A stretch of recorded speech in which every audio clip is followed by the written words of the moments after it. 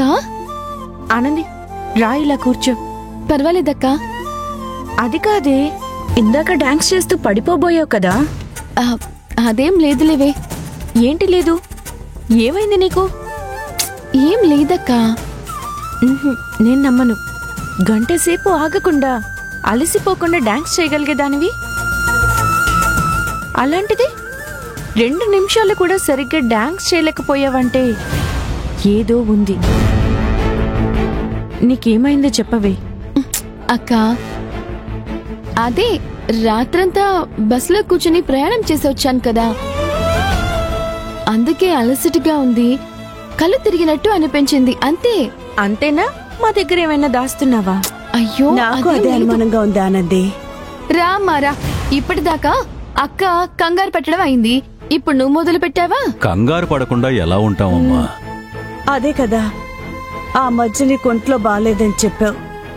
నిండు కుండలా నిగనిగలాడుతూ ఉండేదానివి. మోహన్ చూడు ఎలా వాడిపోయిందో.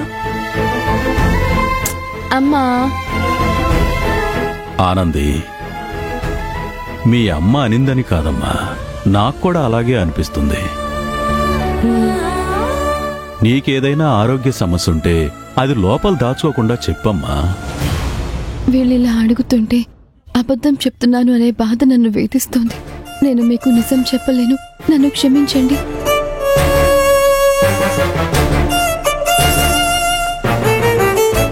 ఏయ్ ఆనంది, అమ్మా నాన్న అడుగుతుంటే చెప్పవేంటే? అసలు నిన్ననాలక్క. ఏం లేదని చెప్తున్నా వినకుండా గుచ్చి గుచ్చి అడుగుతున్నావు. దాంతో అమ్మా నాన్నలకి ఇంకా అనుమానం వచ్చింది. నాకేం కాలేదు, ఆనంది ఆనందంగా ఉంది, చాలా. అలా అయితే మాకు మంచిదే. సరే గాని ఇంతకీ మా ఇద్దరిని ఇక్కడికి ఎందుకు పిలిచావో చెప్పు. చెప్తాను కదా.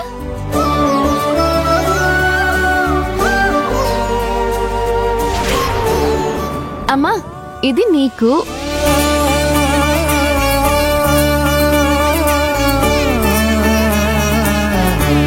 నానా, ఇది నీకు.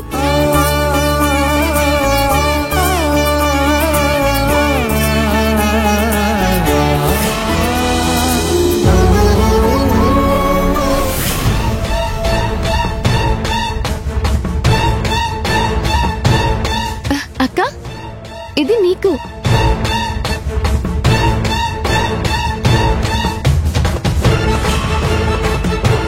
బాగుందే.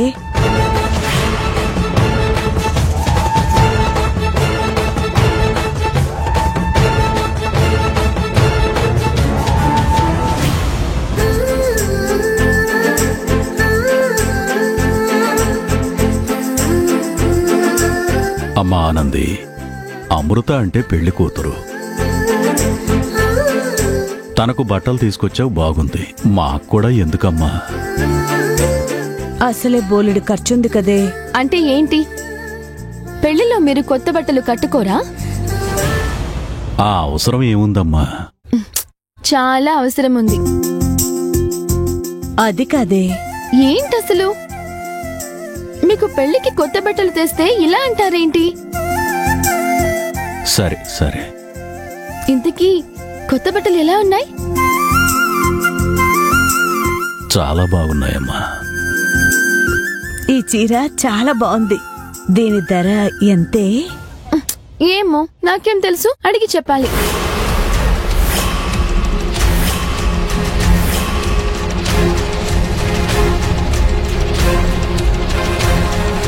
ఏంటి, అడిగి చెప్పాలా? చెప్పమ్మా, అడిగి చెప్పడం ఏంటి? అంటే ఈ బట్టలు నువ్వు కొన్నవి కదా? అదే మాటమ్మా. మరి అలా ఎందుకన్నావమ్మా? అదా, అది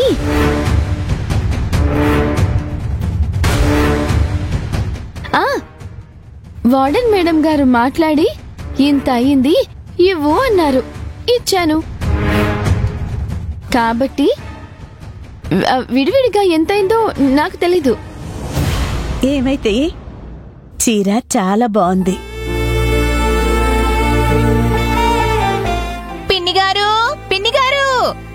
వస్తున్నా, ఇప్పుడే వస్తా. అమ్మా ఆనంది, ప్రయాణం చేసి అలసిపోయినట్టున్నావు, వెళ్ళి కాసేపు పడుకో అమ్మా.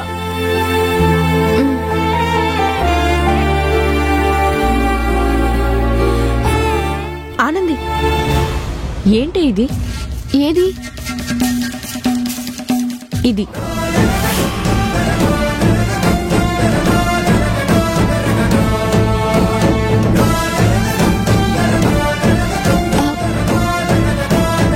ఇది నీ చేతికి ఎలా వచ్చింది? నువ్వు సంచిలో నుంచి బట్టల బాక్స్ తీస్తుంటే ఇది కింద పడింది. ఇంతకీ ఏంటది? కనిపిస్తోందిగా. కనిపిస్తోంది, దాని వెనక కదేంటి అని అడుగుతున్నాను.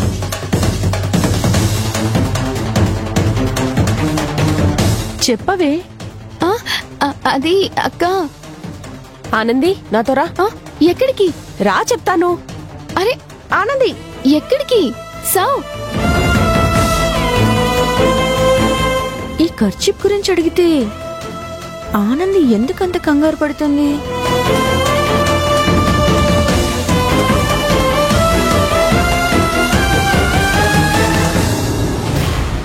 రా. అయ్యో, ఏయ్ సౌందర్య, అక్కతో మాట్లాడుతుంటే ఎందుకింత హడావిడిగా లాక్కొచ్చావే?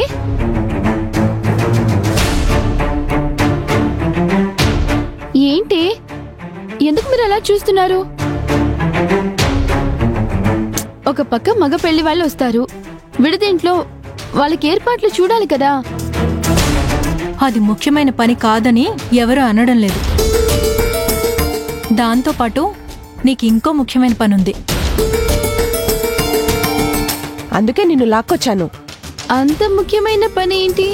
అశ్వినాన్న నీకోసం ఇప్పటికి చాలాసార్లు కాల్ చేశాడు. నీ ఫోన్కి కూడా చేశాడంట. స్విచ్ ఆఫ్ వస్తుందని చెప్పాడు. సౌందర్య, అశ్విన్కి కాల్ చేసి దీనికి ఇవ్వవే, మాట్లాడుతుంది. చేస్తా. అసలు మీరేం చేస్తున్నారో తెలిసే చేస్తున్నారా? అశ్విన్కి దూరంగా ఉండాలి అనే కదా ప్రయత్నిస్తున్నాను. అందుకే కదా ఊరికి వస్తున్న విషయం కూడా తనతో చెప్పకుండా వచ్చాను. అంతా తెలిసి ఇలా చేస్తున్నారేంటి? ఏంటి, నువ్వు అశ్విన్కి దూరంగా ఉండాలని ప్రయత్నిస్తున్నావా? ఈ మాట నీ గుండెల మీద చేసుకుని చెప్పు. చెప్తాను. ఏంటి చెప్పేది? పైకి మాటలు చెప్పడం కాదు, నీ మనసులో నుంచి అశ్విన్ అన్నని బయటికి పంపడం కుదురుతుందా? అలా పంపించగలవా? పంపించి కూల్గా ఉండగలవా?